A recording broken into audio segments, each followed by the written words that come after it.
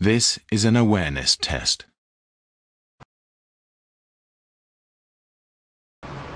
How many passes does the team in white make?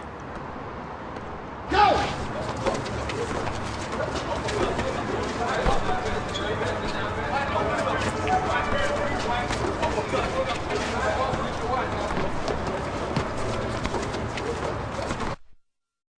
The answer is 13.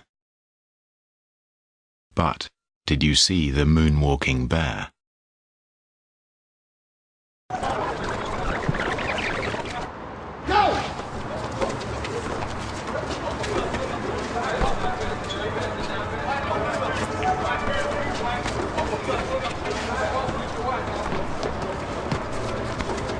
By vehicles, heavy equipment, and other objects is the top cause of injuries and the second cause of death for construction workers, killing more than 150 workers in 2009. But these injuries and deaths can be prevented. The video you're about to see shows how quickly struck-by accidents at construction sites can lead to worker deaths. The video will also show what employers must do so that the work can be done more safely.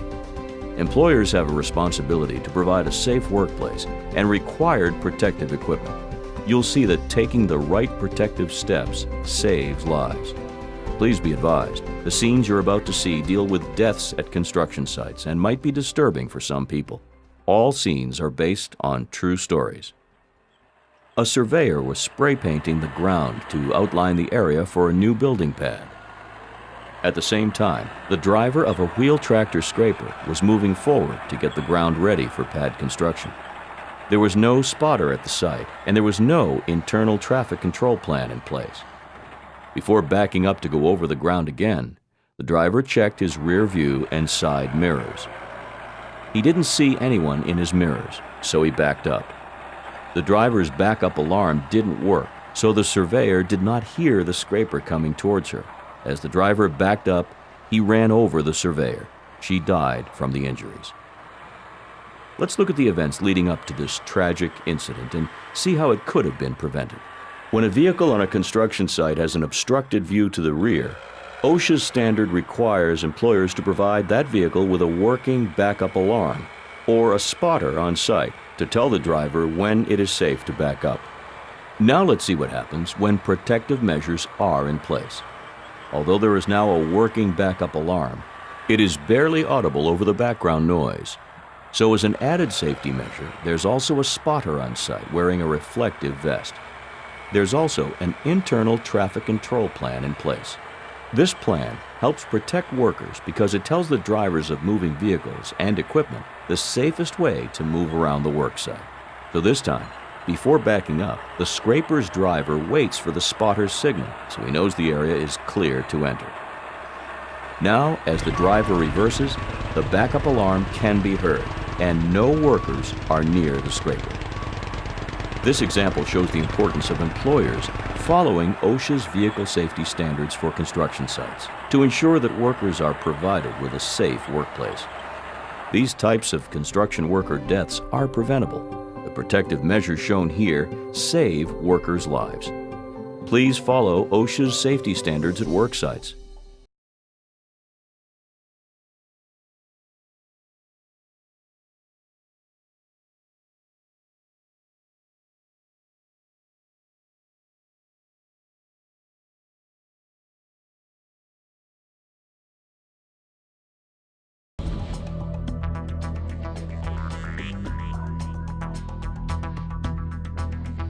"23 years ago, I lost my right forearm in an industrial accident.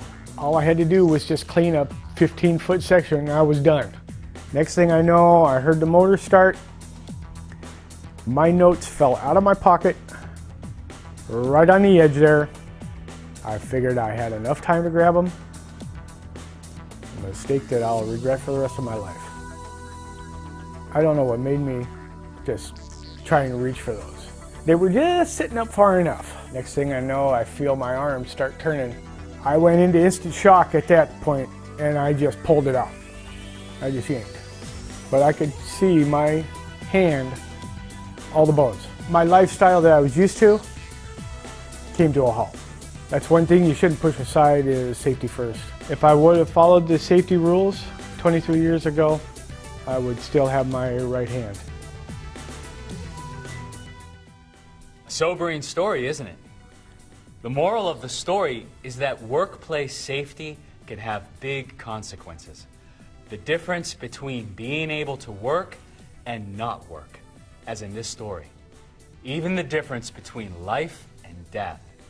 If we don't get safety right, if you don't get safety right, nothing else we do matters. It's time for some safety tips with Captain Safety and Short Circuit. Hi, I'm Captain Safety. And I'm Short Circuit. And we're here to give you safety tips. Hey, Captain Safety, did you know that every 18 seconds someone somewhere is injured on the job? I know, it's terrible. But you can easily avoid being an accident statistic. Today, we're going to teach you how to avoid workplace hazards.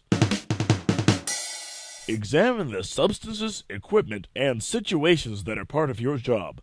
Look for possible hazards: fire and explosion, electrical shock or burn, chemical exposure. Look for anything that just doesn't look, smell, or feel right.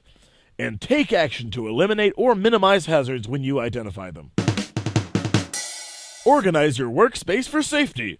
Some hazards are so common you really have to sharpen your safety senses to see them. Materials on the floor could cause a slip, trip, or fall. Someone could bang into an open drawer.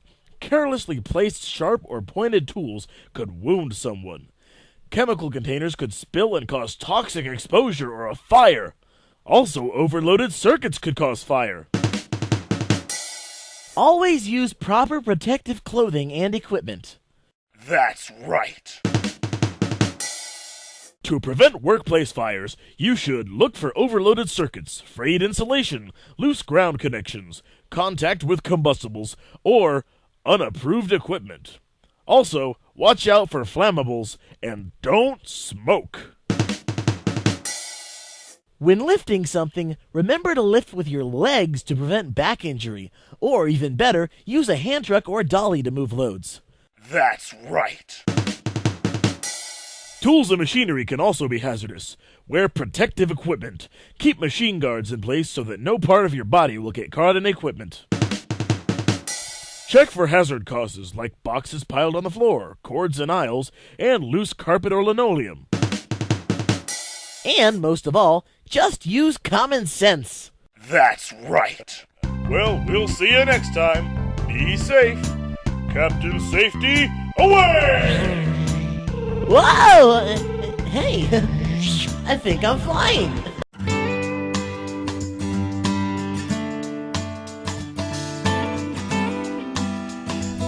When approaching a work area, the first thing on your mind should be doing a quick safety inspection. There are many things that will affect your working conditions. Some can quickly cause your workday to come to an unhappy end. An inspection should make you aware of any potential hazards. In almost every workplace, the main hazard is from trips and falls, so your first inspection should be a visual scan of the walking surfaces. Examine the route you will be using and pay special attention to any areas where you will be walking while carrying equipment. Whenever you carry a piece of equipment like a ladder, a tool, or almost anything else, the extra weight, no matter how minor, alters your center of balance. This causes your body to react in a different way than if you were empty-handed. So if your foot contacts something along the way, you are much more likely to fall than if you were empty-handed. Look for depressions or dips in the walking surface or soft spots that can cause you to lose your balance. Be alert for anything like a piece of plywood that may be covering a hole in the floor. The person who put it there knows what's underneath. You don't. Look for liquid on the floor. That little wet spot, is it water, oil, or could it be a small pool of hydraulic fluid that's as slick as ice? Step on that with your front foot outstretched, and down you go. With each step you take when walking, your foot comes off the ground about a half an inch, so anything higher than that can arrest your foot movement. This sudden stop is what causes most falls. Make sure your visual inspection includes looking for anything that is sticking up in your walking area, and don't ignore anything that could cause your foot to roll, like an extension cord. A visual inspection becomes more critical in areas where the lighting is bad. If it's hard to see, slow down and look closer. Watch out for trip and fall hazards. Thanks for watching and have a safe day. When you think of dangerous work, warehousing is not at the top of the list. But there are some risks. Forklifts, overhead hazards, improper lifting. How many times have you heard that one? But what if the hazard is not even part of the job? Hey John, how's it going? Oh, another hour on the floor and I'm out of here. Lucky you. I've got another 4 hours. At least I got my tunes. Whatever it takes, right? Yeah, I'll see you later. She's always so into her tunes. Those forklifts make so much noise. I mean, it's a big piece of loud machinery. How could you not hear it? I honk the horn at every intersection, and it's hard to miss.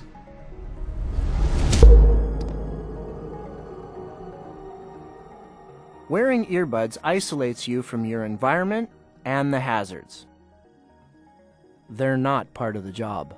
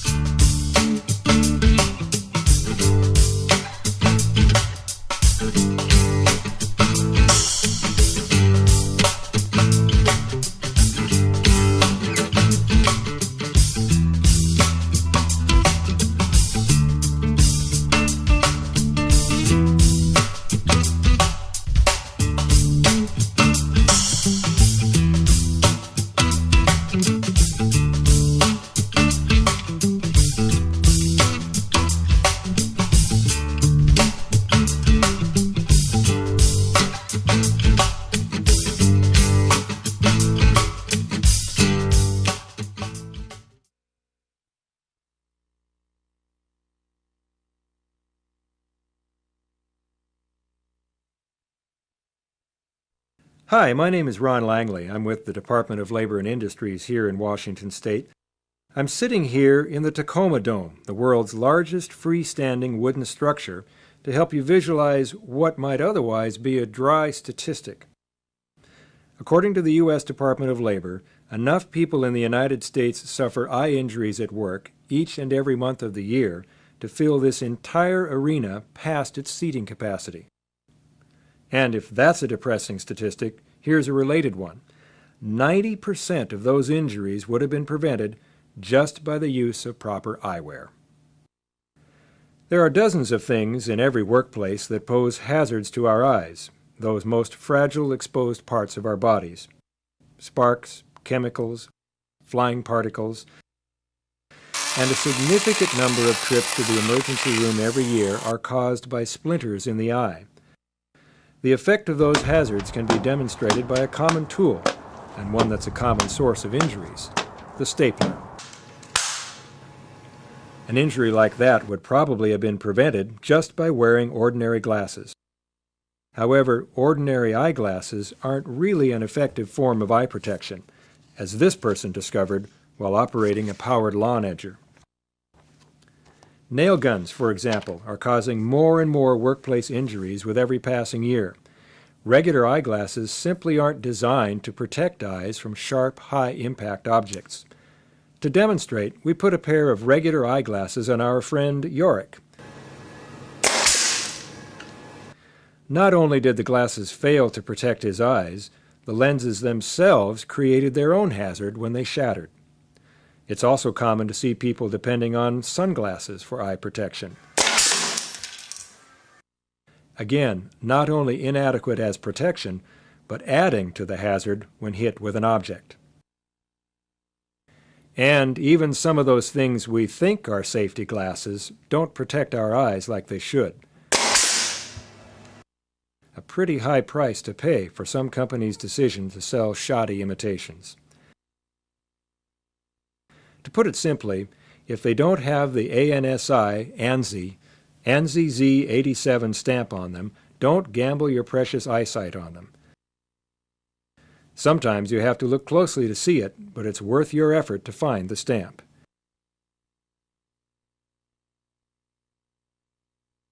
It's also important to note that these have side shields. Many injuries to people wearing regular glasses came from the side.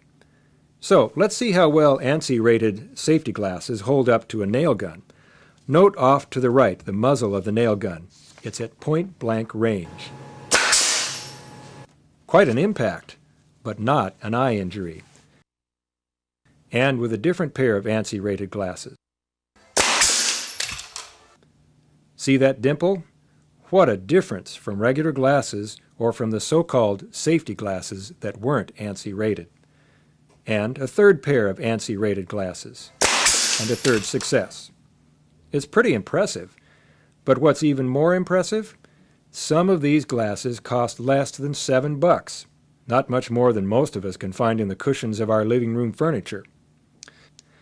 Seems like a pretty simple choice, doesn't it? $7 for something that will protect our eyes from a 16-penny nail fired at close range. Compare that to others. Regular glasses won't protect you, neither will sunglasses, or the fake safety glasses that only give you a false sense of protection. It really is an easy choice when you know what to look for. But I was curious, just how good are these safety glasses? So I asked John Crossman, shooting coach, instructor with the National Rifle Association, to help me out.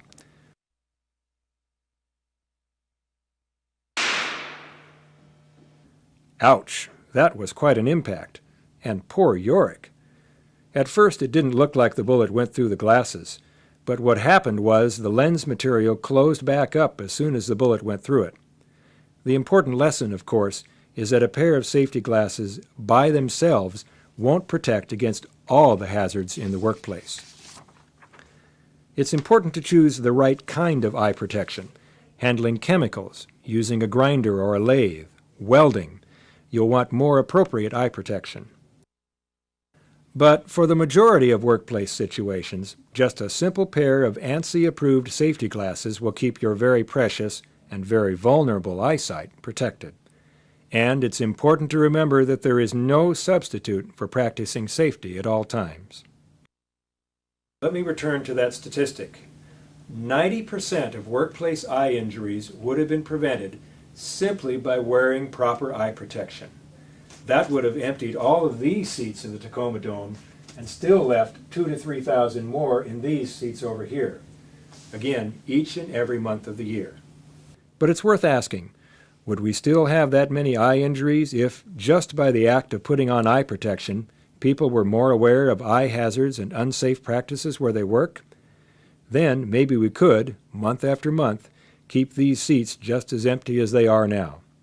Because eye injuries are about more than some temporary pain, medical bills, and some days off from work. They're about people losing part or all of their ability to enjoy the beauty we're surrounded by and often take for granted every day. It's about being unable to fully enjoy those things that used to make our lives so enjoyable. Hi, my name is Joe McGarrah, and 20 years ago on the job, if I would have been wearing these, I wouldn't have to wear this.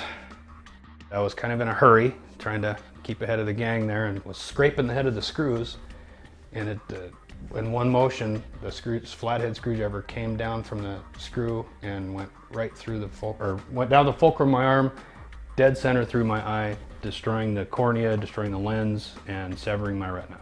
It was close to 18 months completely out of work for surgeries and recovery and surgery and recovery.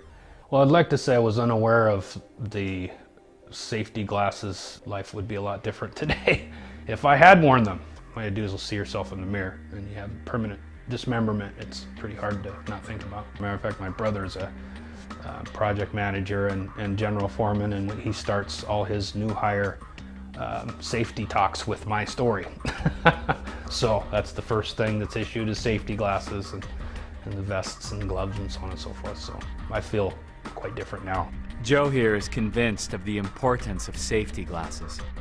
As a matter of fact, he's convinced of the importance of all PPE.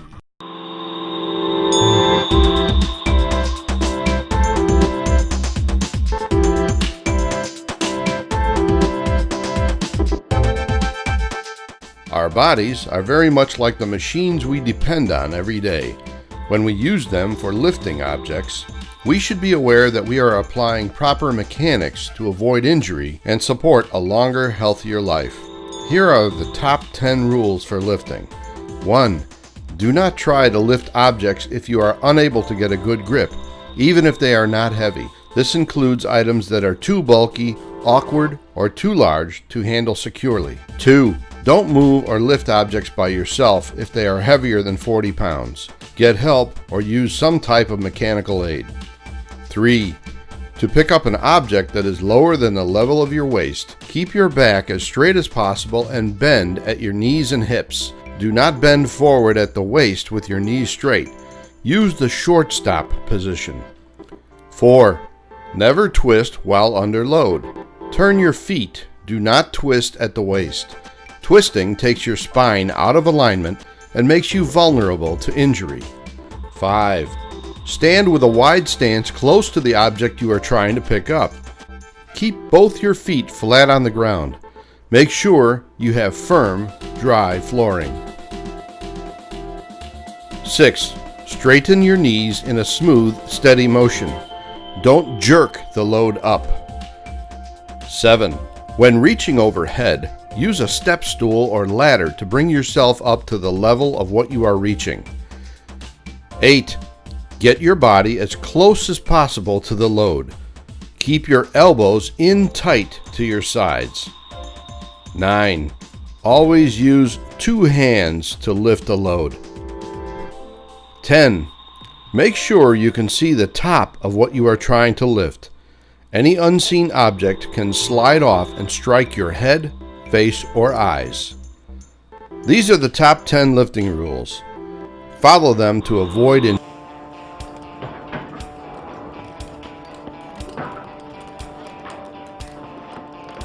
Chris, can you bring the broom up? Residential construction. There's never enough time. Everything has to go just right. And money.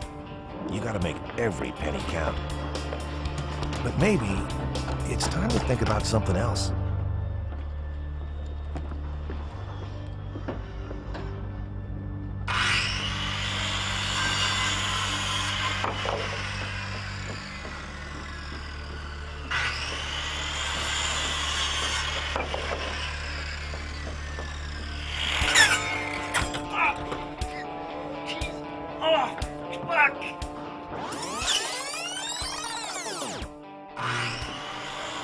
Always make sure your guard is working.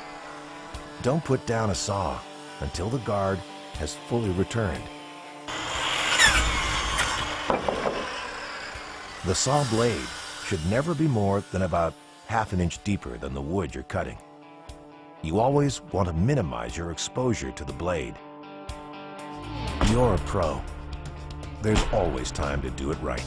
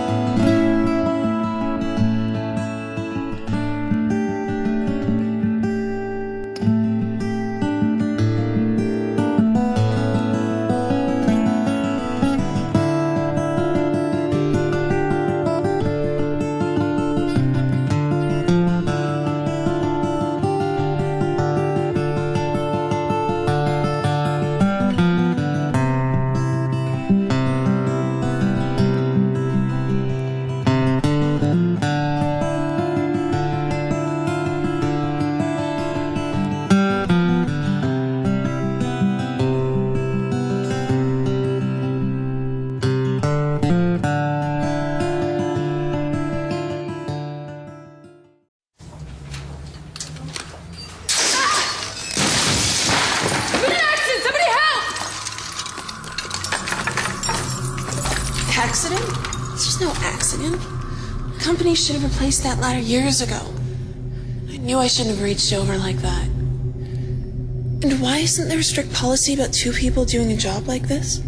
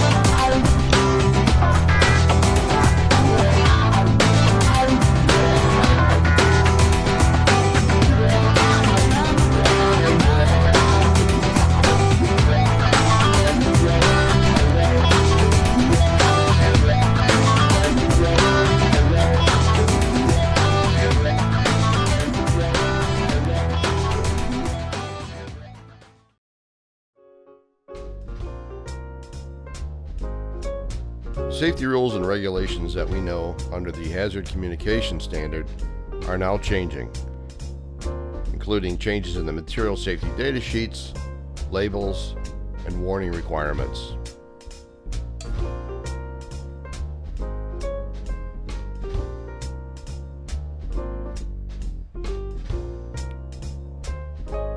OSHA's Hazard Communication Standard, known as HAZCOM, will now integrate into the United Nations globally harmonized system of classification and labeling of chemicals.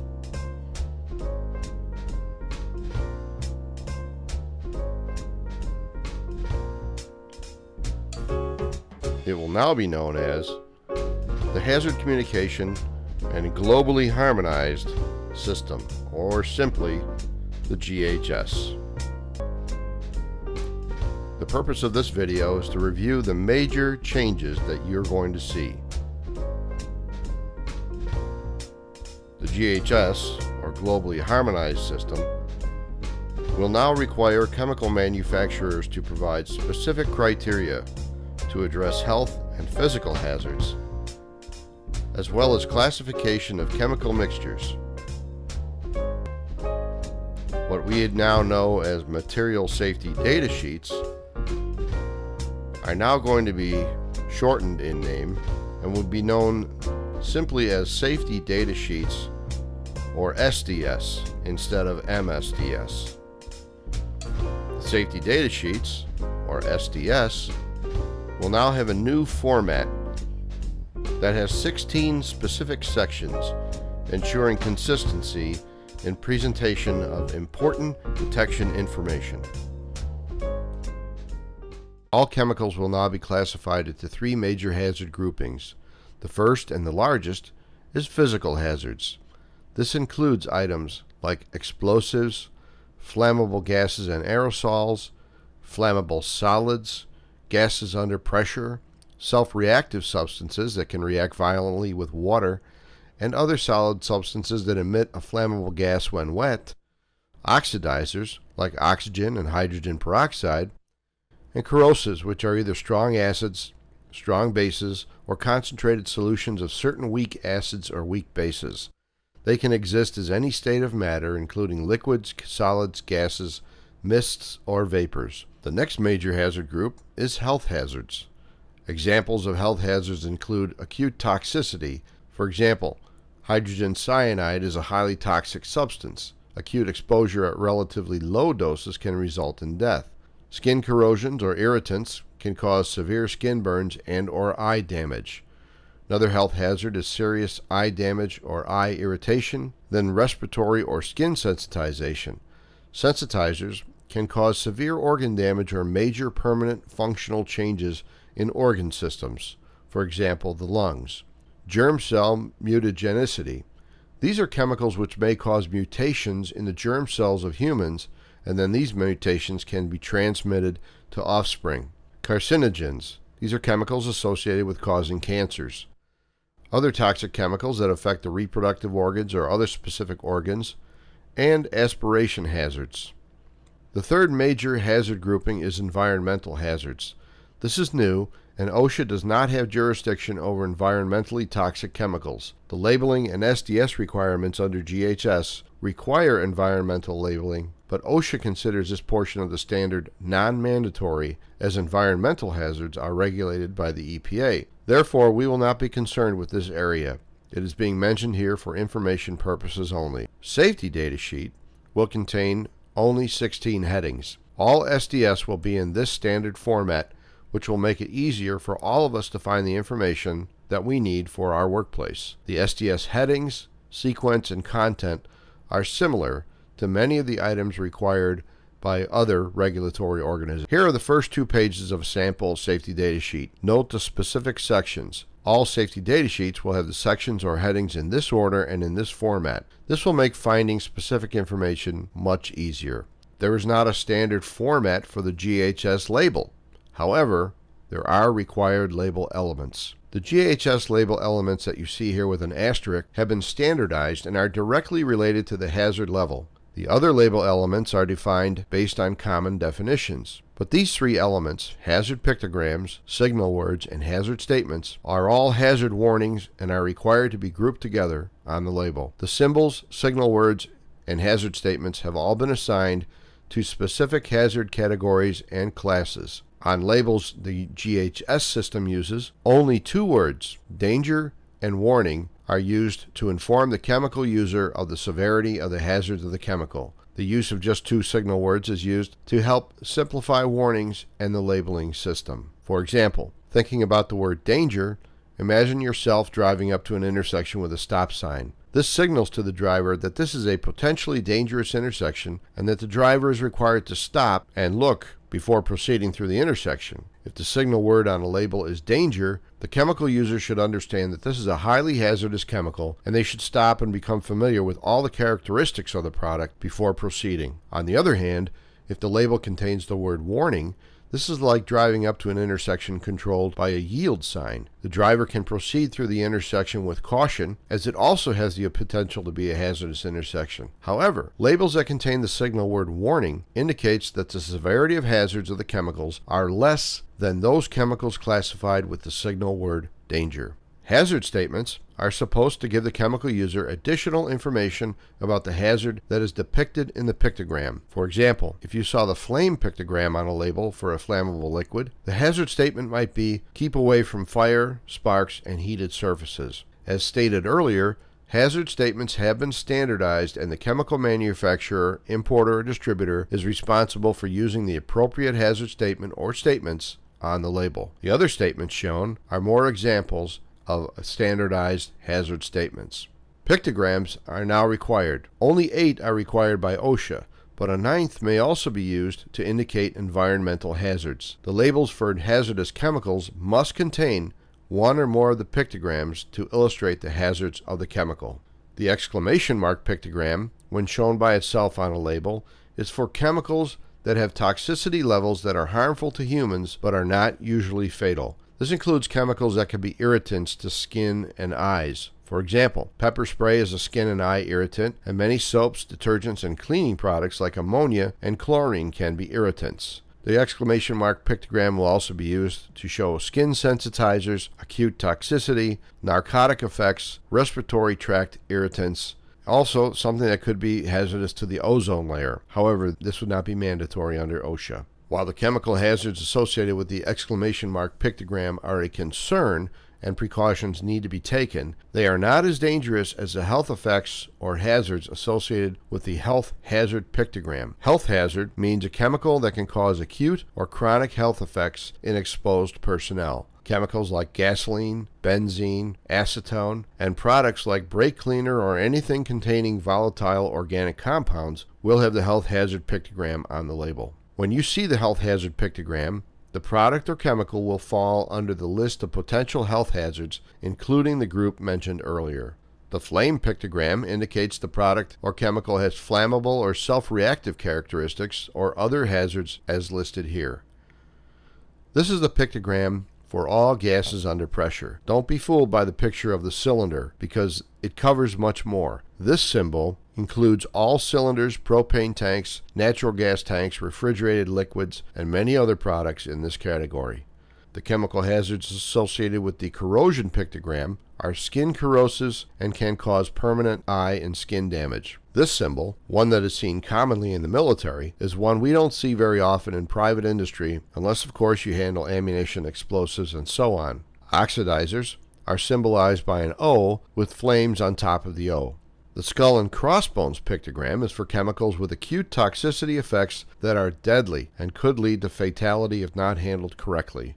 The dead fish and trees symbol signals environmental information. This is non-mandatory under the OSHA standard as OSHA does not regulate environmental hazards. As we said before, the EPA regulates environmental hazards and the chemical manufacturer, importer, or distributor would be required to comply with EPA regulations in addition to the OSHA labeling requirements. Here is an example of the labels you may see under the new GHS rules. As stated earlier in this presentation, there is no standard format required for the GHS label, so the information may or may not be in the order presented here. In fact, you can anticipate that most labels will look different from each other. The thing you need to keep in mind is that even though labels will look different, the information they will be required to list on the label is the same, and you should understand how to read and use the data presented. Other items required to be on GHS labels include precautionary statements. These are phrases that describe recommended measures that should be taken to minimize or prevent adverse effects resulting from exposure to a hazardous chemical or improper storage or handling. The precautionary statements would be the same on the label and on the safety data sheet for the product.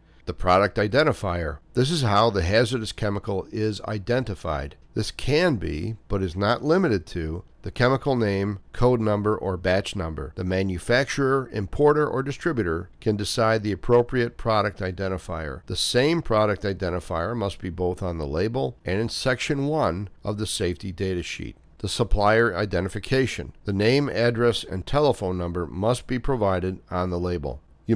We are exposed to chemicals and chemical products every day. You can find them in your workplace, your home, in schools, hospitals, hotels, just about everywhere. Exposure to hazardous chemicals is one of the major hazards in the workplace. Knowing how to find and understand information on the chemicals around you will help protect you, your co-workers, and your families.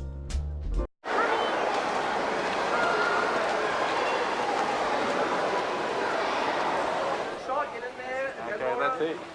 Okay, nice. And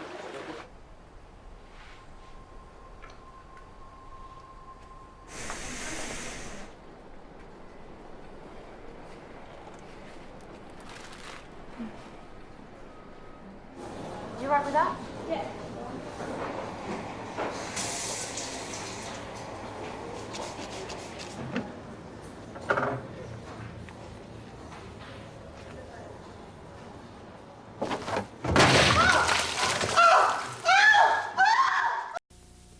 What I'm about to show you is tragic and regrettable, but also a vivid image of what this campaign is all about.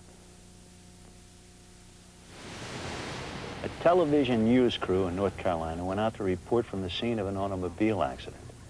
Their preliminary information stated they would not be covering a tragedy, only property damage and some minor injuries. The accident involved this car, which hit a telephone pole and brought down the power lines. As you can see, the rescue team is treating the driver directly under those lines, which everyone assumed were not energized or live. This will prove to be an unfortunate mistake. As the cameraman turns to film the damage, we hear the shock as a worker stands up into the lines and is hit with 7,200 volts. This worker is fortunate in one respect. He had an entire rescue team right there to react and save his life. But notice the contracted body, the muscles locked in position, the body shaking involuntarily. This is the terrible result of contact with electricity.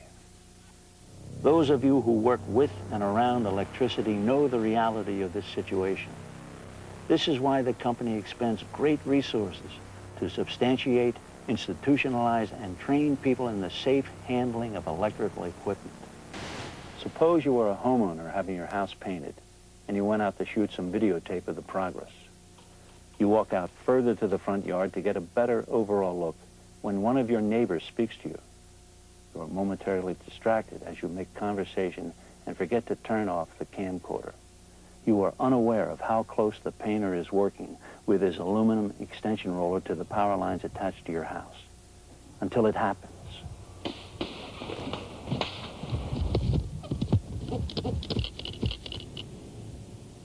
A situation repeated often by homeowners who also install antennas on their roofs. With simple awareness, he could have avoided this tragedy by working with wooden or fiberglass tools, and more importantly, by working carefully near the power lines. Or suppose you're with a relative who is experiencing flooding problems in his basement. The storm is still present outside as he attempts to retrieve some belongings. He's asked you to shoot some video for his insurance purposes. While you assist with the camera, the water continues to rise until it's over his ankles. Unknown to either of you, the water is also making contact with the fan motor on the heater unit. Then it happens.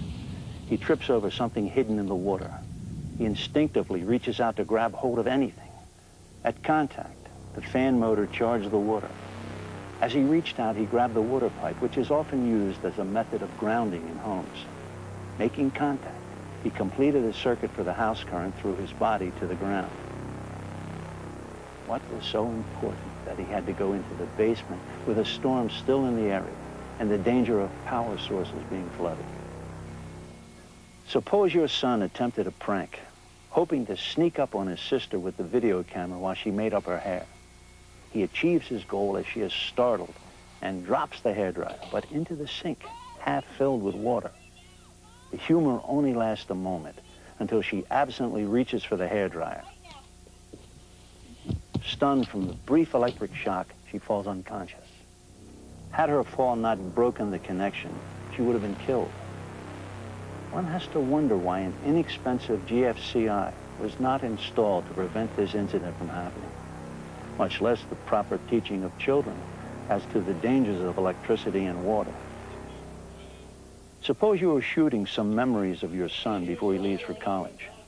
He happens to be washing his car with the vacuum nearby. He has already washed soap suds to the driveway surface. He is using an extension cord that has been worn open in one place.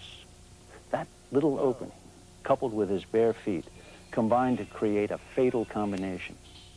Although the vacuum is a grounded device, the exposed wire touching the water is similar to the basement tragedy.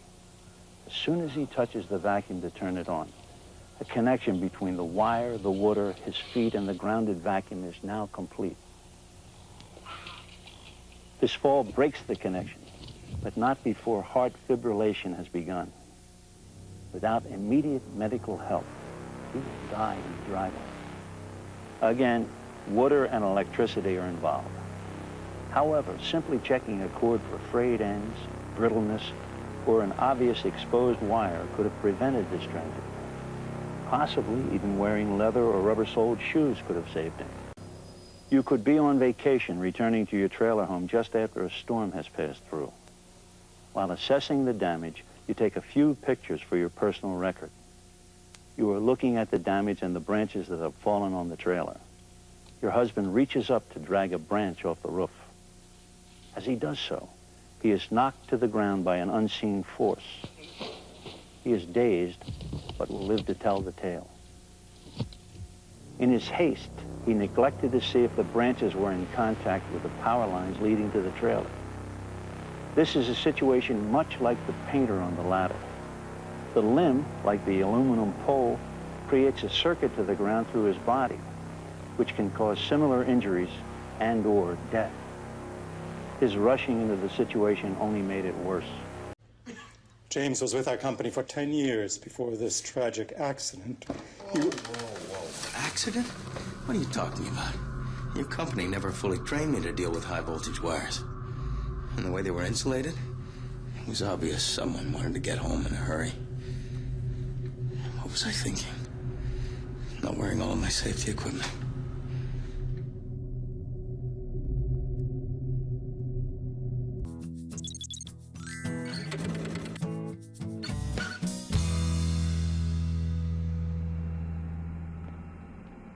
To set up a stepladder, fully open the ladder and lock the spreader bars.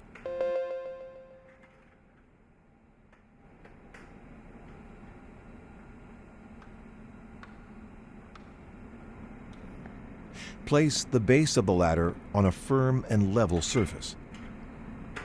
And make sure all 4 feet are on the ground.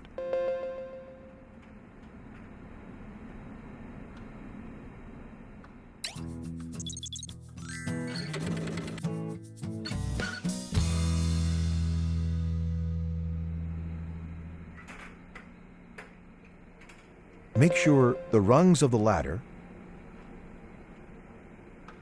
and the soles of your footwear are free of grease or other slippery substances.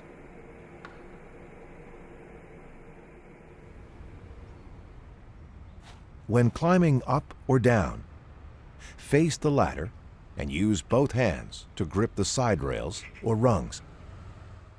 Keep your body centered between the side rails. This will stop you from putting too much weight on either side of the ladder, possibly tipping it.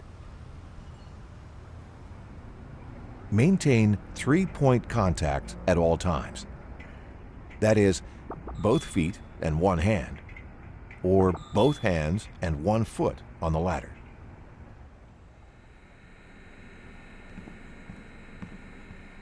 Don't carry heavy or awkward items up or down the ladder. Either have someone else pass the items to you, or hoist them up or down with a line. Make sure you can reach your job without standing on the top 2 rungs, unless specified on the manufacturer's label on the side of the ladder.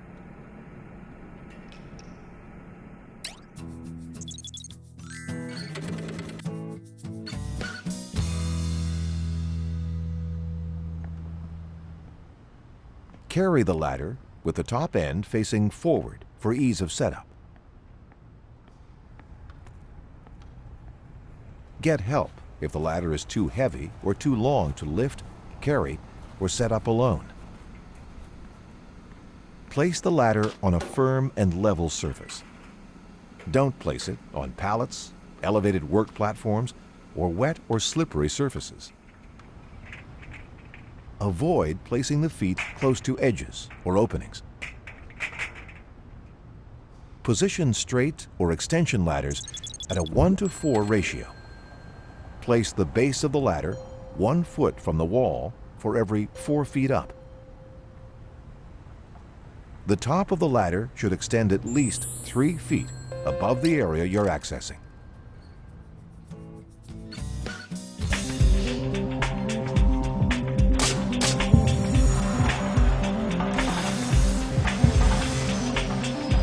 Residential home construction. It's all about time or not enough of it. And money, making every penny count. But maybe it's time to start thinking about something else.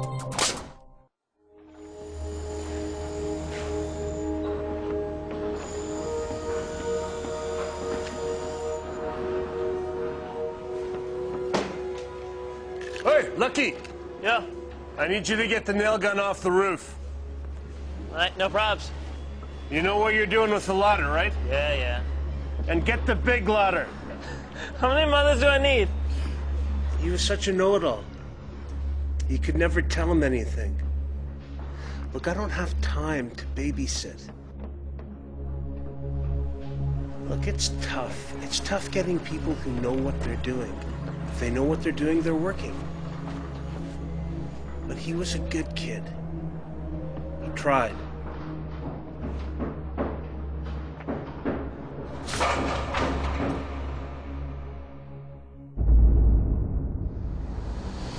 I see his parents at temple every week. I don't know what to say. He's gone. And I have to live with that for the rest of my life. Always place the ladder 1 foot out for every 4 up. Make sure the ladder extends 3 feet above the top and tie it off. You're a pro. There's always time to do it right. Around, I've been looking at ways to protect our guys from getting their hands hurt. And a lot of guys wear conventional leather gloves, like this glove here. And I went after this with a razor knife fairly easily, and it was easy to penetrate. So we went to Ansel. Ansel makes a lot of great gloves and other materials for the fire service, and they have a protective fabric called this Ansel Cut Protection, which is a mix of Kevlar but also some stainless steel woven into the fabric. And I tried it out a couple days ago, found out it was actually very good, and I decided to actually put it to the test. So what we have is a conventional glove. These are about $13 a piece. You can get them in any hardware store. Second glove here by Ansel. Again, probably somewhere between $8 and $10 a piece is my guess. Great gloves. If you've never worn these, I used to not like these until actually I put them on a warmer on the house. And if you've ever gardened or want to do some quick weeding, these things are fantastic. This particular glove here has nitrile on the front, which aside from being good for abrasive resistance, has chemical resistance, of course, and it makes it a little tougher to cut through. And the back, which is where we see a lot of our guys getting their hands cut, also has the same fabric. Again, it's stainless steel textile woven in with the Kevlar, and just makes a fantastic tool. So I want to show you how well these things work compared to a conventional glove. And first thing to do is take a razor knife, pretty rusty one here, something that you probably see a guy using in the field. I'm going to go along the palm a couple times here. You can see it cuts through the material, but doesn't cut through the actual Ansel fabric.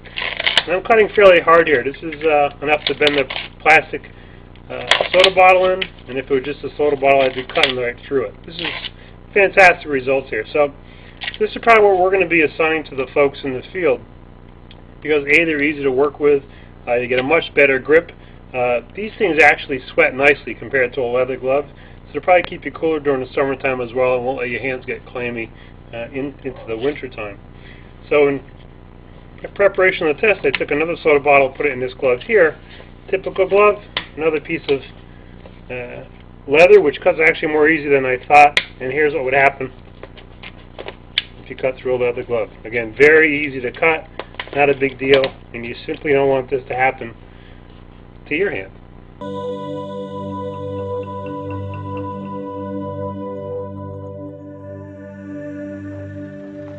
Asbestos is a fibrous mineral that's resistant to chemicals and heat, and very tough. It was also added to the building materials of many older homes. As a worker or homeowner, the hazard exists when undertaking a renovation or demolition.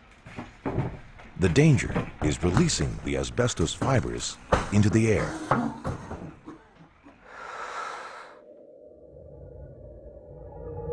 When a worker breathes, asbestos fibers enter the mouth and nose and flow down the air passages deep into the lungs.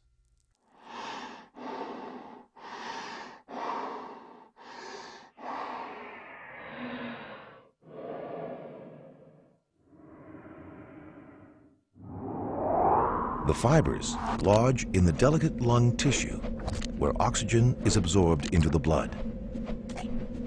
Immune system cells try and break down the asbestos fibers and become damaged and die. Scar tissue forms around the dead cells and spreads as more fibers embed in the lungs. Asbestos fibers can remain in the lungs for long periods, and the scar tissue that results continues to develop for many years after exposure. Eventually, so much scar tissue develops that the lungs stop working. Since the year 2000, more workers have died from asbestos disease in BC than any other workplace injury.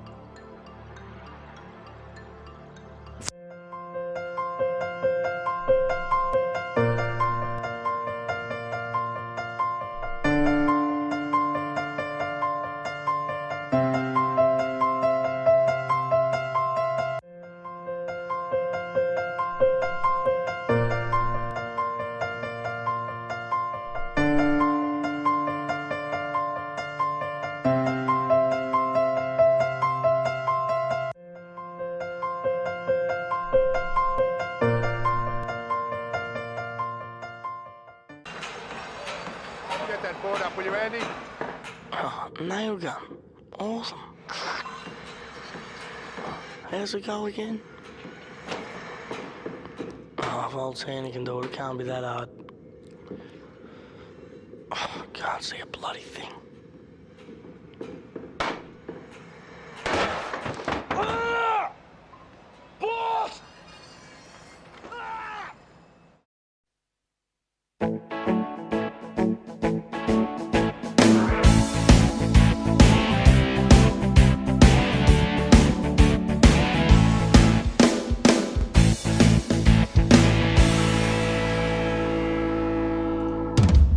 In In this short video, we will show you something most people don't realize about what causes us to trip and fall and how to avoid this dangerous hazard. Slips, trips, and falls constitute the majority of general industry accidents and result in back injuries, strains and sprains, contusions, and fractures.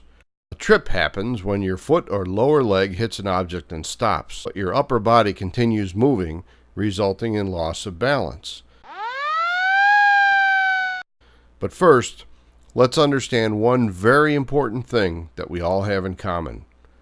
Can you tell what it is? When a person takes a step, their foot comes off the ground about half an inch before it steps back down again. Therefore, anything that sticks up a half inch or more can cause you to trip, and then your momentum can cause you to fall. If you're lucky, you'll walk away with a few bumps and bruises, but for the not so lucky, falls result in 15% of all accidental deaths and are second only to motor vehicles as a cause of fatalities. What did you trip over the last time you fell? People tend to trip over things that we see all the time but don't normally notice. Things like a slightly curled up edge of a carpet or mat, extension cords, uneven walking surfaces like cracks in sidewalks or other walking surfaces, thresholds in doorways, tools, even those cute little pets snoozing in doorways cause hundreds of falls every day. Can you spot the trip hazards in this photo? Here's one where the surface changes elevation about an inch, and another change in elevation. Would you see this one? And two more changes in elevation, each more than half an inch. Anywhere you see a crack in a walking surface lurks a potential trip hazard. This is a joint in the sidewalk. Hard to see, but the difference here is almost 3/4 of an inch, more than enough to cause a fall. But can you see the other hazard? Here, almost invisible, but the crack should be enough to warn you. The elevation here changes only slightly, but enough to cause a hazard. We can get so used to hazards we forget they're there. This one was painted yellow, but it's been scuffed over so many times it's getting harder to see. A common type of hazard is any area where one type of walking surface ends and another begins, like where carpeting meets tile, or the edge of a parking lot. Sharp, unexpected changes in elevation are particularly dangerous. This one's much bigger than half an inch. A warning could save a terrible injury or even a life, maybe your own. A simple door threshold sticks up enough to trip anyone walking in or out.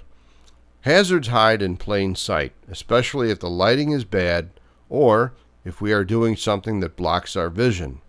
Pay attention. If you're walking and texting, reading, daydreaming, or doing anything other than not paying attention to where your feet are going, you might as well be walking blindfolded because your eyes are not working for you, they're distracted. You can avoid injury because tripping and falling is preventable. Keep in mind that it's the little things we don't normally look for that can hurt us the most. As you're walking today, how many trip hazards can you spot? At work, at home, in the parking lot, or wherever you go.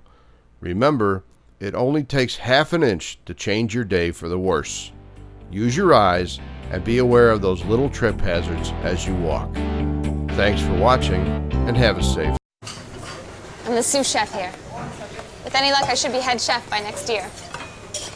I've got this amazing fiance, who I won't be marrying this weekend, because I'm about to be in a terrible accident. But really, I should have cleaned up the grease over there, and they should never put the deep fryer so close.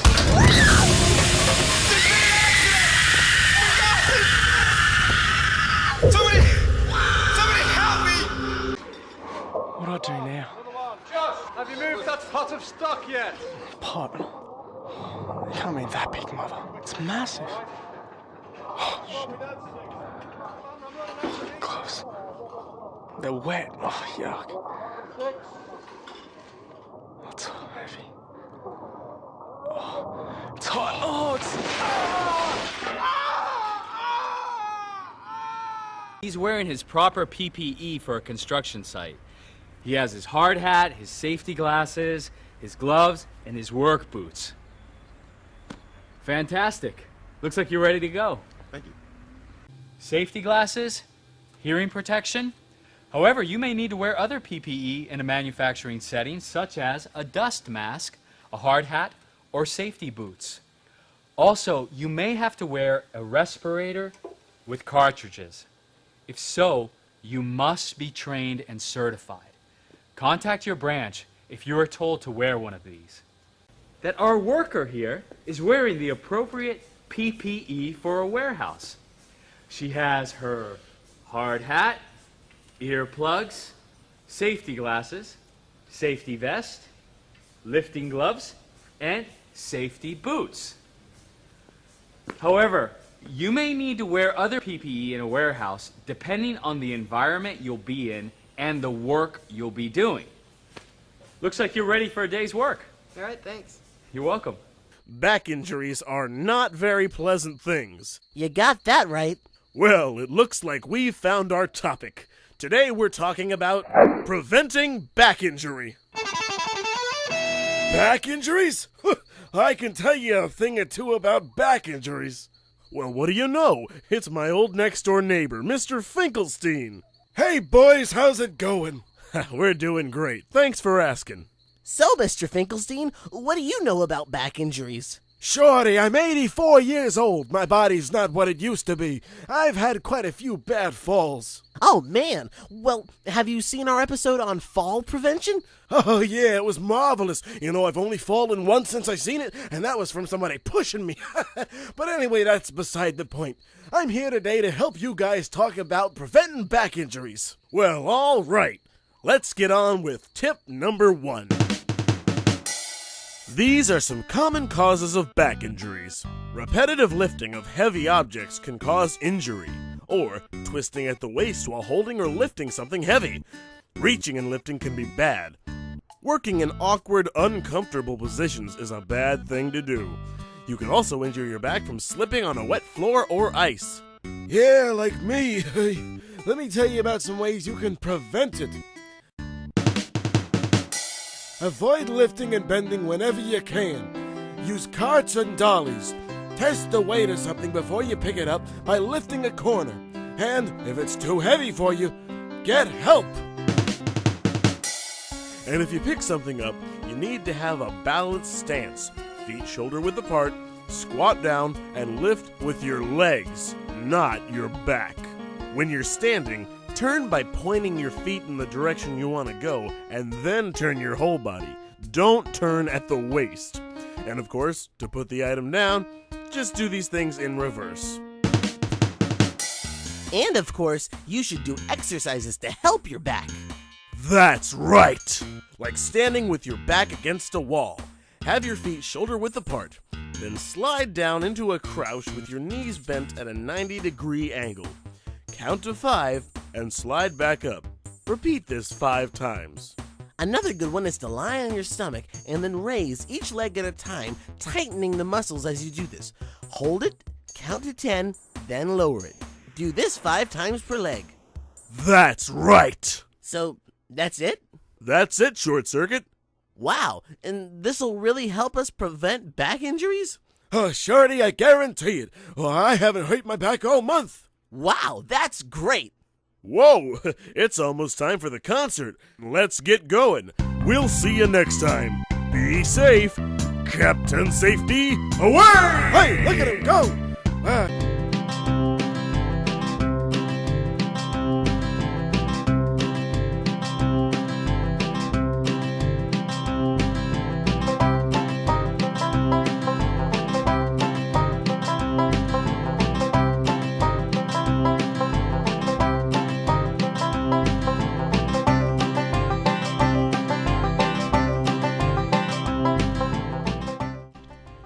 Earthquakes, hurricanes, tornadoes, and floods can be deadly, but heat waves kill more people than all other weather conditions combined.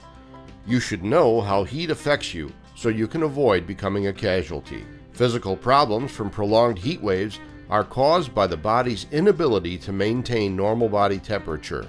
Although statistically, people over age 65 are the most likely to suffer from heat waves, heat affects people of all ages, including active and healthy young people. We have all seen the news stories where a young person drops dead after sustained physical exertion on a hot day. If you have any health-related conditions or risk factors, like cardiovascular or respiratory problems, you are in more danger because your exposure while working in long periods of high temperatures increases sharply. Your body gives you clues when it is being put under stress in hot weather. Signs and symptoms of heat stress include lack of sweating, hot, dry skin, headaches, weakness, dizziness, nausea, lack of appetite, shortness of breath, and vomiting. But everyone can avoid danger from overexertion in hot weather by knowing how to keep their core body temperature controlled. Here are 7 ways to beat the heat. 1. Allow yourself to become acclimatized to working in hot weather. Take time to get used to it. Your body can take up to 2 weeks to get used to warmer temperatures, especially if you are performing vigorous, sustained physical activity. 2. Drink small amounts of water more frequently than usual. In other words, drink them on a schedule rather than just when you are thirsty. By the time you are feeling thirsty, you may have already lost enough fluid to affect your performance. If you are taking medications, find out from your healthcare provider if your medications and heat don't mix. 3. Eat smaller meals before work activity. It helps to eat smaller meals, but to eat them more frequently. 4. Avoid alcohol or large amounts of sugar. Both have dehydrating effects. 5. If you are working directly in the sun, doing vigorous, strenuous activity, take more frequent, short breaks in cool shade. 6. Cool your skin frequently. Cool off in front of a fan. Wrap a wet towel around your neck during a break, or use cooling bandanas or neck wraps. 7. Avoid direct exposure to the sun as much as possible. Wear long sleeves, rig shades, use a hat, and wear sunscreen. Use these 7 ways to stay healthy during hot weather. Don't let yourself get beat by the heat.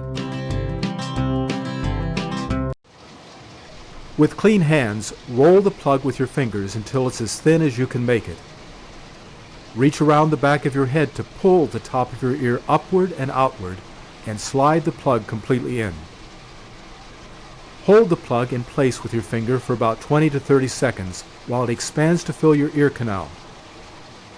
Soft foam earplugs will protect your hearing better if you follow the roll, pull, and hold steps.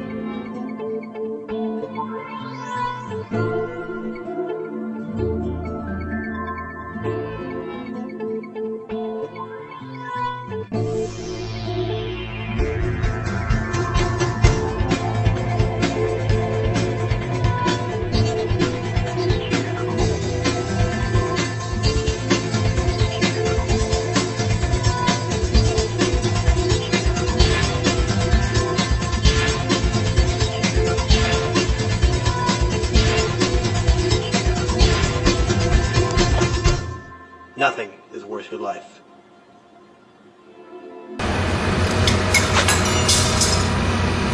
Hey, can I get some help here, please? I'm about to have my hands completely mangled in what they'll call an accident. Come on, get me out! But I know better than to operate this machine with unbuttoned sleeves. Come on, man, pull me out! And the worst thing is, the emergency switch hasn't been fixed yet. Guys! The switch has been fixed! We fixed it this morning.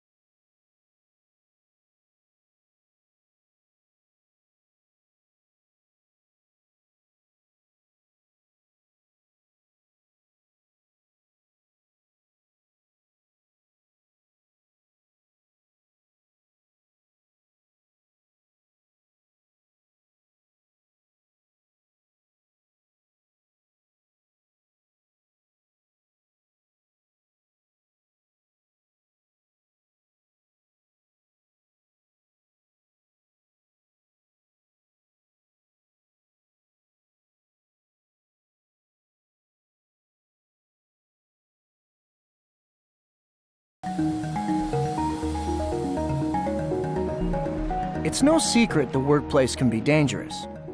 So you hear a lot of talk about safety.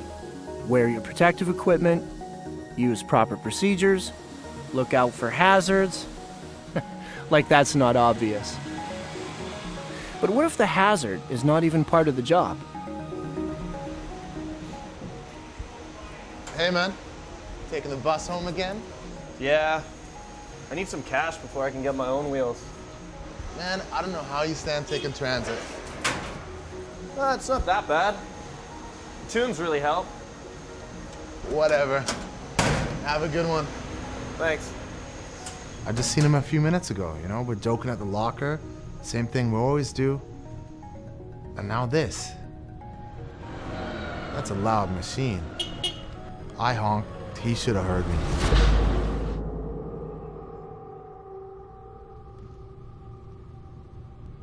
He should have heard me. Just because the job is over doesn't mean you're out of danger. Wearing earbuds isolates you from your environment and the hazards. They're not part of the job. You don't get it. That truck's been with me through everything. Everything what? 1,000,003 a.m. trips to 7-Eleven? You have no idea what can happen at 7-Eleven in the middle of the night. I don't even want to know. Yeah, that's because after 27, you turn 60. It's called being an adult, Derek. Whatever. Thanks for the lift, man. I think my truck's hooped. About time you replace that thing. It's an embarrassment. You know it's an embarrassment. That shirt's an embarrassment. This shirt? This shirt is awesome. Who told you that, your mom? No. You know it's not awesome? I left my harness back in my truck. You want to go back and get it? No, I'm good. We got to get this done. You sure? Yeah, let's get to it.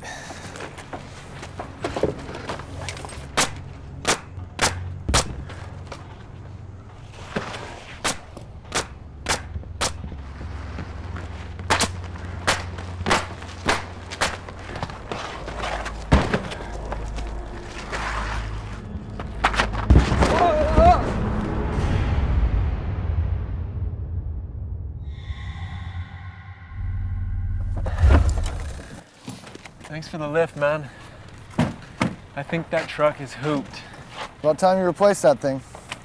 It's an embarrassment. You know it's an embarrassment. That shirt's an embarrassment.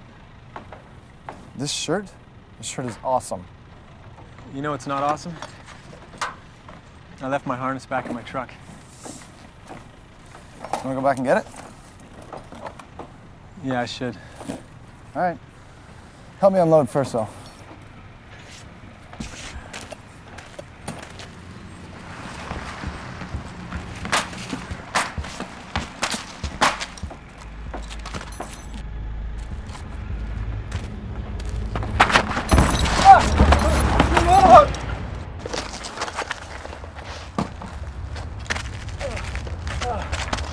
Derek!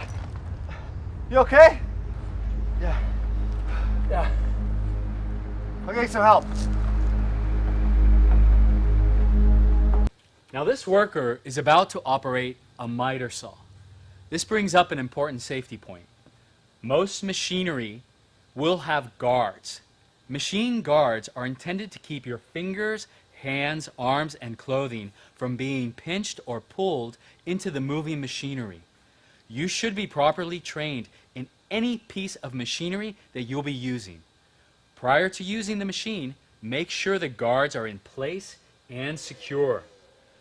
Never remove or tamper with the guards or operate machines with the guards removed.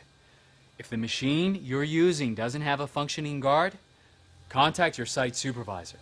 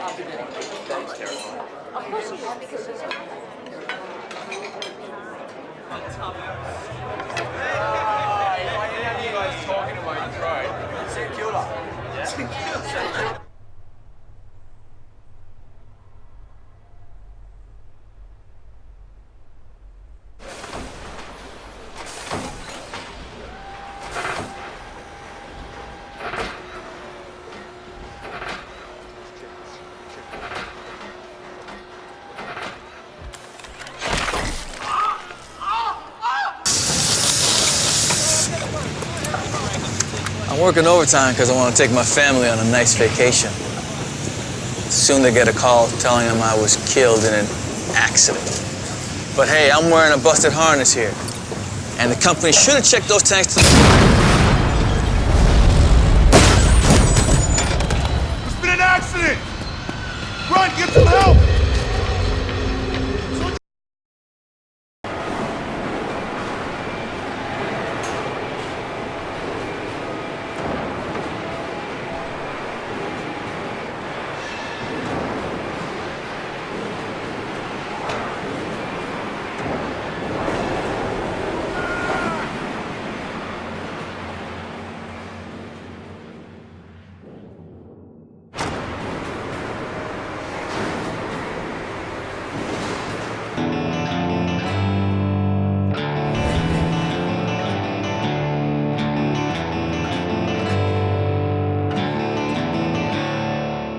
Ladders are simple, right? But falls are the leading cause of death in construction. 1/4 are from ladders. This is the site where a 33-year-old worker died. Fatal falls happen even from heights of less than 6 feet. It was a simple task, washing windows. The worker tied a 5-gallon bucket of cleaning solution to the top of the ladder, climbed the ladder with tools, then turned facing the window, using the heels of his work boots to balance himself near the ladder's top rung. The force of the worker's action on the top-heavy ladder caused it to tip over. A foreman from a different company heard the crash and called 911. 911, what's your emergency? When EMS arrived minutes later, the worker was unresponsive and having seizures. He was taken to a hospital where he died 14 hours later. This death could have been prevented. The company should have provided hands-on training, so workers know how to work safely. Second, the company should have had a written safety program that they enforce to avoid unsafe practices, like not placing heavy items on the top or side of a ladder, never working from the top 2 rungs, never overreaching or leaning, and to always work facing the stepladder, and maintain 3 points of contact when climbing. But the best solution is to eliminate use of a ladder entirely. The company could have provided tools like extender poles or a personal lift. This tragedy doesn't have to happen to you or a coworker. Use what you've just learned. Then you can go home safe.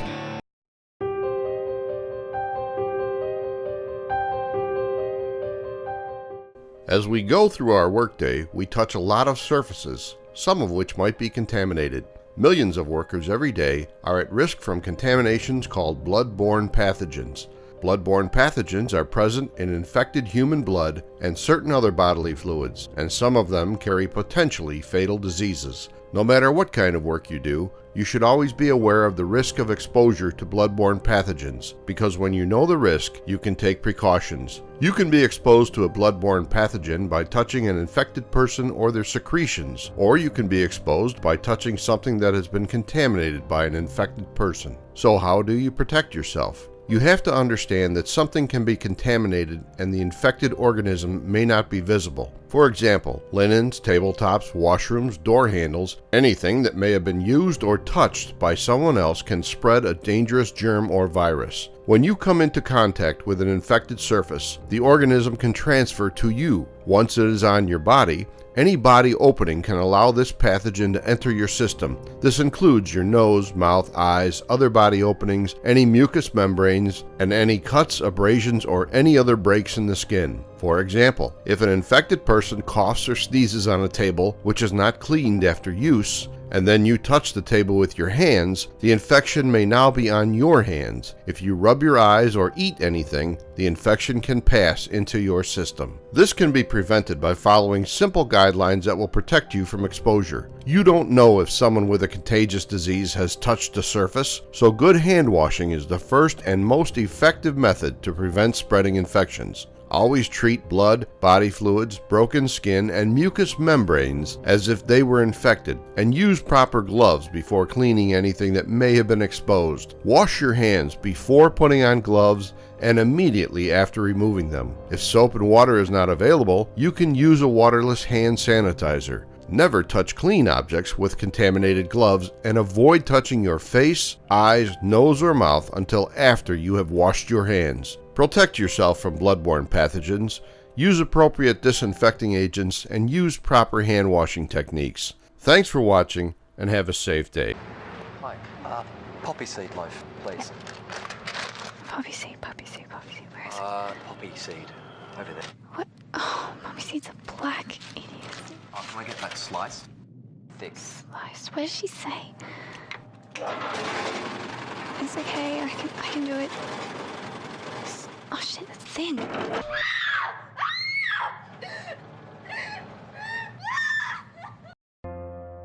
My retirement's only a couple months away. We were gonna move to the cottage. My company's put an unrealistic timeline on this shipment. I knew I was tired. I should have just pulled over. They're gonna tell my wife I was killed in an accident. But this wasn't an accident. This could have been prevented. Billy, what is the latest word on accident prevention? Universal precautions, Maria. Explain more. This is a good Maria. This infection control treats all blood as if it is infected with disease. Oh my. Like hepatitis B. Yes. And HIV. Hepatitis C. Maria, not just blood-borne diseases, but airborne too. Like tuberculosis. And I suppose other types like CJD. Yes. Treat each case as if it were to have an infection. That is how you can prevent accidental exposure. So Billy, this seems like a good rule to work by. It could save my life. If I were human.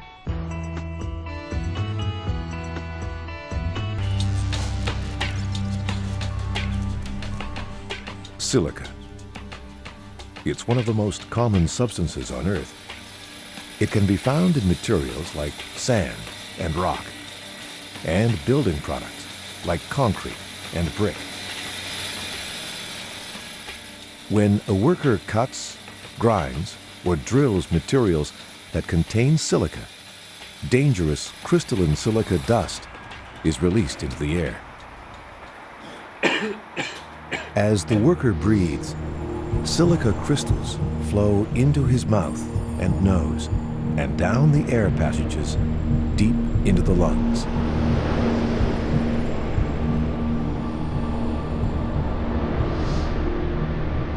The tiny crystals enter the small, fragile air sacs, where oxygen is absorbed into the blood.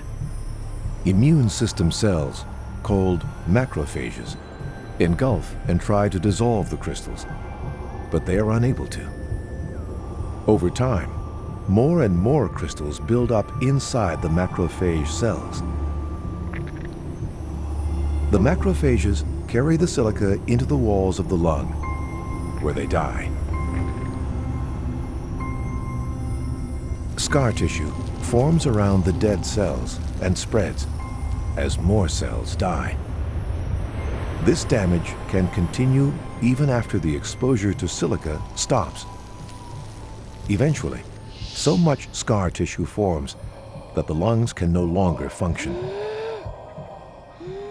For information on how to protect yourself from silica exposure, visit WorksafeBC.com.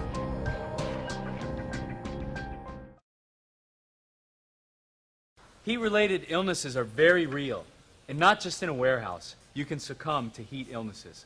And I'm talking about heat rash, heat cramps, heat exhaustion. To treat a person with heat exhaustion, move the person to a cooler place, but do not leave them alone. Loosen and remove any heavy clothing. Fan the person and consider calling 911 if the person does not feel better within a few minutes. In order to prevent heat illnesses, follow these simple steps. As we mentioned earlier, stay hydrated. Don't wear clothing too tight. Protect your head from the sun. Limit exposure to the heat and take breaks in cool areas. Lastly, if you can increase air movement with fans, that will help keep you cool. This leads us to the most dangerous form of heat-related illness, heat stroke. The signs and symptoms of heat stroke may include disorientation, rapid pulse, and red, dry, hot skin. What has happened is that the body has stopped sweating, and when that happens, your body cannot get rid of the heat fast enough. If you start to recognize your own symptoms of heat stroke, or you find a coworker who's disoriented with hot, dry skin, notify your supervisor and call 911 immediately.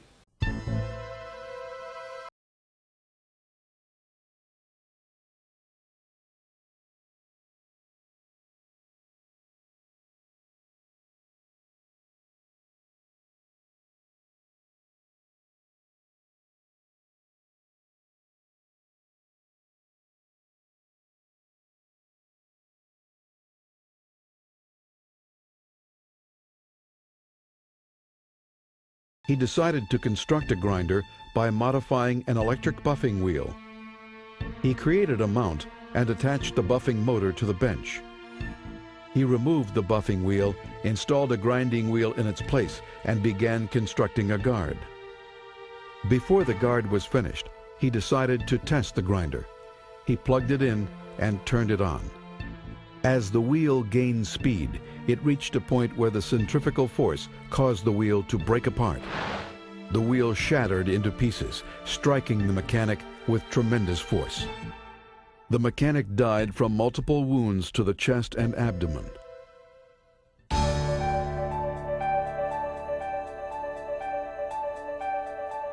Equipment must never be modified for use other than its intended purpose. Ensure that the grinding wheel is appropriate for the RPM rating of the motor's spindle, and ring test the wheel before it is installed. The mechanic used the grinder without the guard in place. A grinder must have a guard with a properly adjusted work rest and tongue guard. An operator should stand to one side when starting any grinder. An operator must always wear eye protection when using a grinder. What is a confined space? Ugh, Peggy, I just finished another corporate webinar and I found out I need to inventory all of our confined spaces. Do you even know what a confined space is? I think I can help, Paul. Many workplaces have areas that are confined spaces according to OSHA. There are only 3 characteristics that all confined spaces must have. One of the first things to check for is if an employee can fit their entire body into the area. If they can enter completely and perform the work required, then it may be a confined space. A space that is too small for an entire body to get into is not a confined space. The second thing to check for is if the area has restricted entry or exit. Here are some simple questions to consider. Are both hands needed to enter or exit? Must you crawl or contort your body to get in or out? Are there physical obstructions like pipes or holes in the floor? Are ladders required to access the space? If any of these are yes, then it may be a confined space. The last thing to check for is if the space is not designed for continuous occupancy. For example, when that area is operating normally, an employee cannot work in there for their entire shift because of safety hazards. So if an area has all 3 of these characteristics, it is a confined space according to OSHA. Got it. Let's walk around the warehouse and find some of those confined spaces. Let's look at the pump room. You can easily bodily enter and perform work inside the space. There is no restriction entering or exiting it, and you could be in here during normal operation. So it only meets one of the criteria, so it's not a confined space. What about a dock leveler? Once it's open, you can easily bodily enter and perform work. Entry and exit is restricted. You can't just walk in or out. And it certainly is not designed for somebody to be under there during normal operation. 3 check marks means it's a confined space. Gee, Peggy, you're right. The dock leveler has all 3 characteristics, so I'm going to include it on my confined space list. Let's check out the cardboard baler. From the top, the chute is certainly large enough to bodily enter and perform work. And there is restricted access for entry and exit. And you certainly cannot be in there during normal operation. That would be very hazardous. 3 check marks means it's a confined space. Mission accomplished. I walked around the entire warehouse and inventoried all the confined spaces. But I'll need a break before trying to figure out which of these confined spaces is permit required.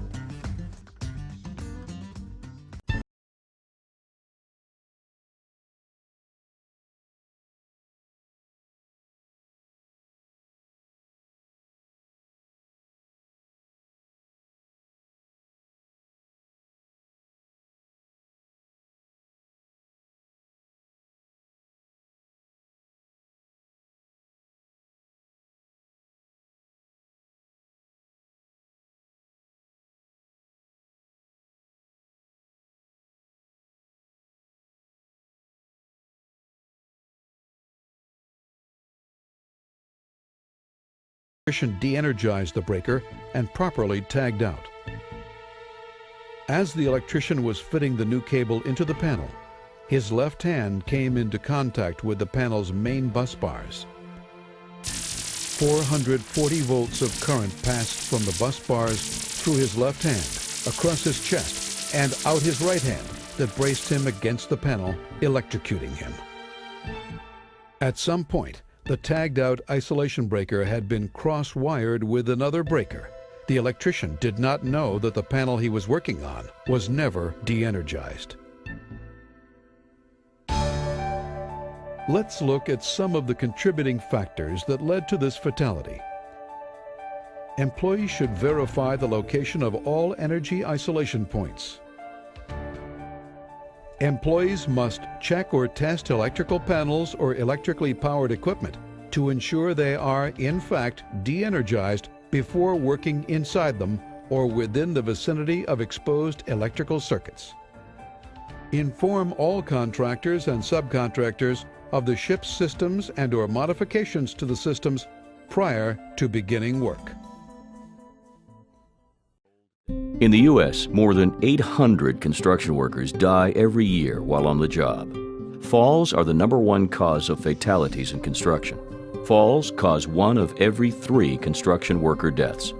These falls happen in a split second while workers are on roofs, scaffolds, ladders, bridges, and other work surfaces. But these deaths can be prevented. The video you're about to see shows how quickly falls at construction sites can lead to workers' deaths. The video will also show what employers must do so that the work can be done more safely. Employers have a responsibility to provide a safe workplace and required protective equipment. You'll see that using the right type of fall protection saves lives. Please be advised, the scenes you're about to see deal with deaths at construction sites and might be disturbing for some people. All scenes are based on true stories. 4 workers were insulating the roof and applying the top layer of sheet metal roof decking on a tall, pre-engineered building.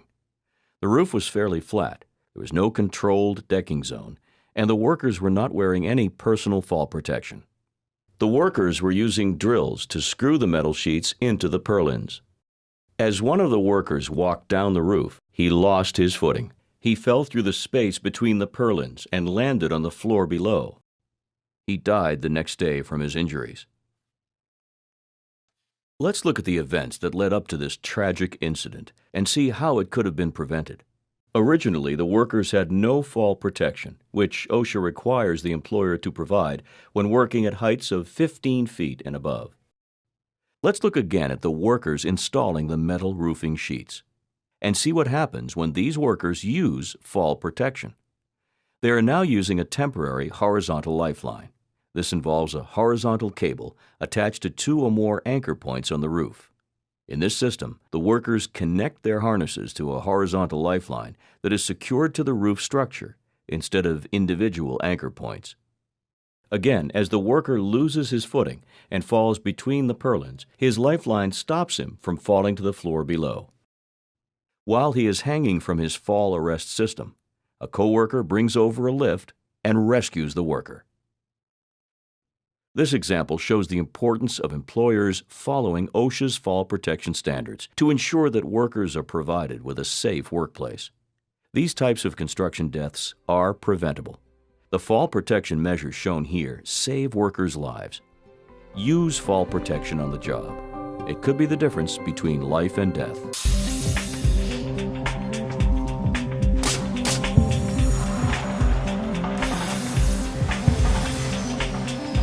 Residential home construction. It's all about time, or not enough of it, and money, making every penny count. But maybe it's time to start thinking about something else. Morning, Pops. Out again last night, were you? You wish, old man. Just talking out with the guys. Look, we got trusses coming in at 2 o'clock, so we have to finish framing those walls by noon. Yeah, I know. You be careful around that stair opening. I know. It was just like any other morning, the 2 of us kidding around. The last thing I said when he was going up the ladder was watch out for that hole. He knew that hole was there. What was I supposed to do, hold his hand? We joke around together, I could count on him to be on time. He was a good worker.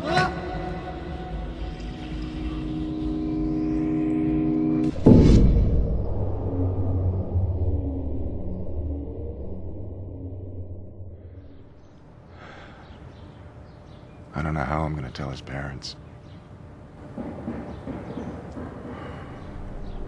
Always cover stair openings or build guardrails. You're a pro. There's always time to do it right.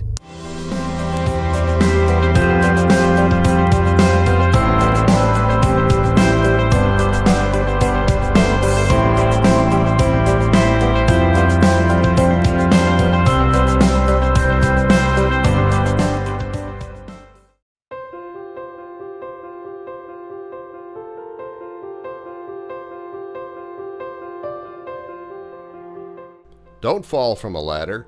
Don't use the wrong ladder. Before use, always inspect a ladder for cracks and loose rungs. Choose a ladder that is long enough so that you can stay off the top rungs. When climbing or descending, always use 3 points of contact. Don't overreach. Gravity will pull you down. Be sure of your balance by keeping your belt buckle between the rails. A ladder should have secure, unbroken safety feet. Use a board on soft earth or anywhere you need to securely level the feet. Always be mindful of the 4-to-1 rule. Set the ladder 1 foot out for every 4 feet up to the point of support. Rungs are 1 foot apart, so it's easy to figure the angle.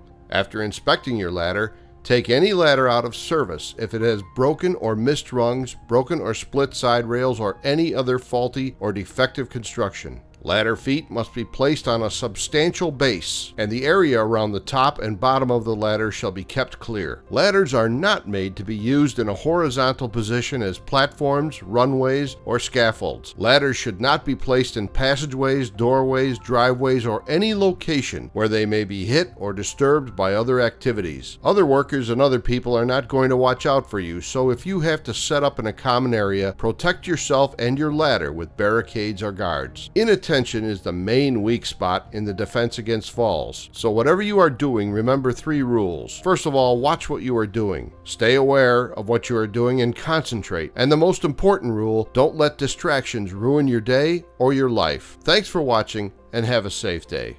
In the U.S., more than 800 construction workers die every year while on the job. One of the most dangerous types of construction work is trenching, which kills on average 40 workers every year. Workers can suffer death or serious injury within minutes of being caught in a trench cave-in. But these deaths can be prevented. The video you're about to see shows how quickly cave-ins lead to workers' deaths. The video will also show what employers must do to assure that the work can be done more safely. Employers have a responsibility to provide a safe workplace and required protective equipment. You'll see that using the right type of protection saves lives. Please be advised, the scenes you're about to see deal with deaths at construction sites and might be disturbing for some people. All scenes are based on true stories. 5 workers were putting a sewer pipe into the bottom of a trench with a ladder nearby to enter the trench. There was nothing in place to protect the workers inside the trench if the walls collapsed. While the workers were inside the trench, one side began to collapse. 2 workers were able to climb out using the ladder, but the other 3 workers were buried in the soil and unfortunately suffocated to death from the weight of the soil. Let's look at the events leading up to this tragic incident and see how it could have been prevented. Employers must follow OSHA rules to protect workers in trenches. However, here, the employer did not follow OSHA's rules, which led to these workers losing their lives. Let's go over the main points of OSHA's rules for trenches to see how to keep workers safe. All trenches must follow OSHA's rules. 1 cubic yard of soil can weigh as much as a car, nearly 3,000 pounds. So unless the trench is cut entirely into stable rock, protection against cave-ins must be used for all trenches more than 5 feet deep, or for any trench that shows signs of cave-in. Before workers can do any work in a trench, a competent person must conduct an inspection to identify and remove any potential hazards. A competent person is someone who can recognize hazards in the area and who has authority to take quick actions to eliminate the hazard, which may include temporarily stopping the work. Inspections must be performed at the start of every shift, after a rainstorm, or whenever conditions change. The competent person must also test the soil in a trench. OSHA requires at least 1 test by looking at the soil and at least 1 test by hand. If a person knows the soil types, they can pick the right protective system to keep workers safe when they're in trenches. OSHA classifies soil in a trench as stable rock, Type A, Type B, or Type C soil. Stable rock is the safest soil for a trench. Type A is the next most stable, and then Type B. And finally, Type C soil is the least stable. It's important to remember that trenches can have different types of soil based on depth and climate conditions. The competent person can choose from different protective systems for a trench, based on the types of soil found. For all trenches deeper than 5 feet deep, or for any trench that shows signs of cave-in, OSHA requires sloping, benching, shoring, or shielding to protect workers from cave-ins. Let's review each of these systems and then see how each one could be applied to the cave-in incident shown earlier. We'll look at sloping first. Sloping protects workers by cutting back the sides of the trench so the sides slant away from the trench. OSHA's rules identify the degree of slope allowed for each of the different soil types. When trenches are less than 20 feet deep, these are the basic maximum allowable slopes for each soil type. Stable rock can be vertical walls, but cannot be undercut. For Type A soil, OSHA requires that the walls be sloped 9 inches out for every 1 foot of trench depth. For Type B soil, OSHA requires that the walls be sloped 1 foot out for every 1 foot of trench depth. For Type C soil, OSHA requires that the walls be sloped 18 inches out for every 1 foot of trench depth.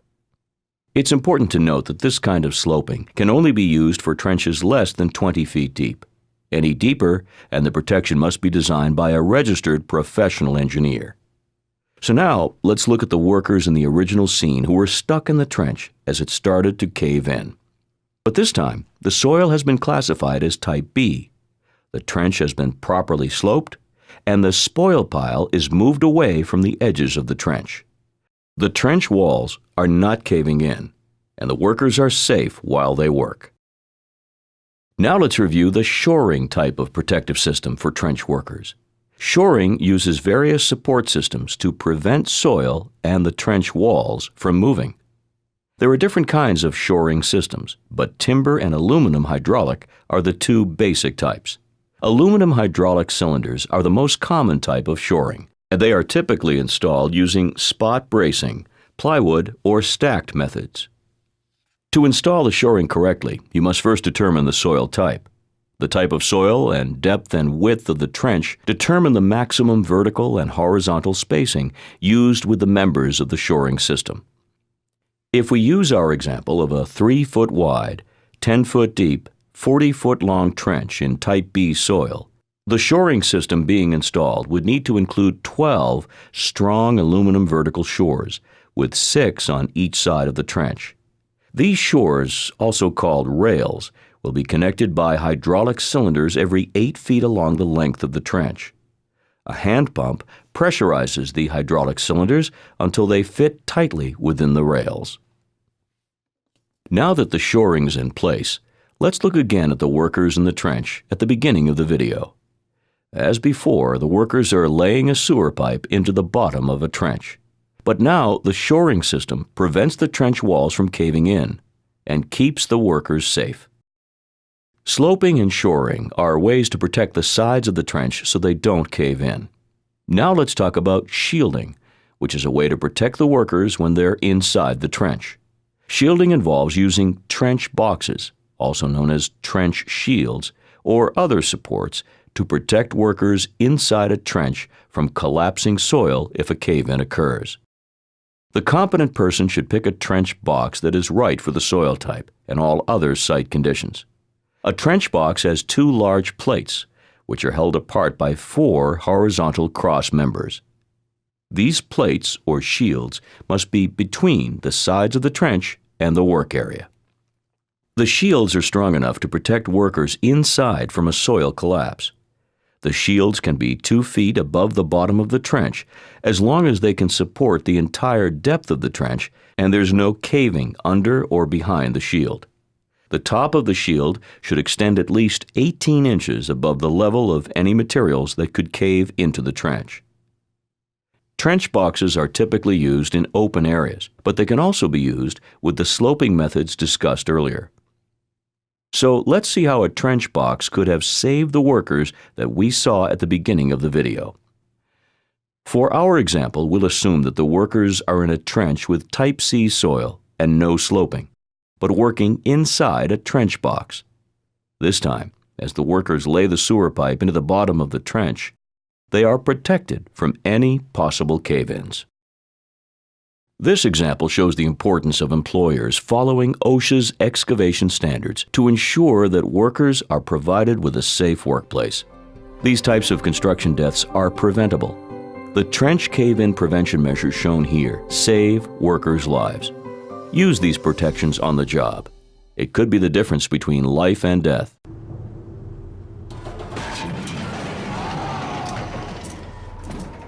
I'm about to splatter all over the concrete in what they're gonna call an accident. Dave! Help me out! Hang on, man! But the outrigger beams weren't pinned together! Hurry! Just hang on! And this is the first time I didn't tie off properly! Oh man!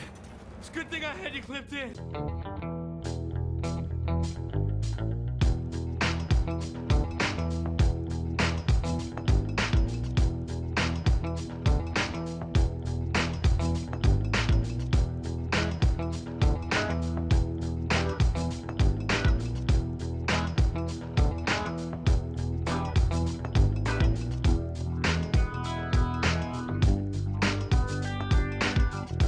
A worker was using a wire wheel on a sheet of metal when a tiny piece of wire shot out at high speed and pierced his eyeball. Not even 1/8 of an inch long, the projectile caused too much damage to save his eye. Think this is just a harmless little screw? It was in the grass when a man edging the lawn with a powered string trimmer hit it, instantly turning it into a missile traveling fast enough to shoot directly into the center of his eyeball, penetrating the pupil and embedding itself deeply in the vitreous body. A man using a handheld sprayer squirted parts cleaner on some metal pieces. The stream of spray bounced back and hit him in both eyes. When the solvent made contact with his eyeballs, it started burning through the tissues covering the cornea. Blinded and screaming in pain, the chemicals caused extensive damage because it took him almost 20 minutes to find his phone so he could call for help. The delay cost him most of the vision in one eye and 15% in the other. A maintenance worker was refueling a generator when some of the fuel spilled over and hit the hot engine manifold, causing a flash fire. The fire was strong enough to burn off most of his eyebrows and some of his hair. The skin around his facial area received first-degree burns. When he took his safety glasses off, the only part of his face that had not been touched was around the eyes. Doctors told him that the safety eyewear he had been wearing saved his eyes, and without them, he might have been blinded for life. Almost 70% of eye injuries result from flying or falling objects or sparks striking the eye. Of the objects that caused the worst eye injuries, more than 60% of them were smaller than a pinhead. Most of these damaging little missiles were traveling at high speed when they injured the eyes. Chemicals in the eye account for almost 20% of eye injuries. Good safety eyewear is inexpensive, lightweight, easy to keep clean, and scratch resistant. Choose safety glasses that meet universal standards for proper eye protection. For example, OSHA requires protective eyewear in the United States to meet the minimum standards established by the American National Standards Institute, or ANSI. If you already wear glasses, your prescription lenses can be made to ANSI standards. Most safety eyewear also blocks damaging UV rays, and you can get safety eyewear for indoors or outdoors, and you can even get ones that are bifocal with varying degrees of magnification. Remember to wear your eyewear when working around the house. More than twice as many eye injuries occur at home than in the workplace. But whether you're at work or at home, don't be blindsided in an accident. Wear protective eyewear. Make sure it's steady, and that the top rails, mid rails, and toe boards are all in place. Also, the scaffold must be fully planked, and keep the walking surface free of debris, tools, and other items that you could trip over. Also, make sure that no one is working under you, and make sure the scaffolding is at least 10 feet away from all power lines.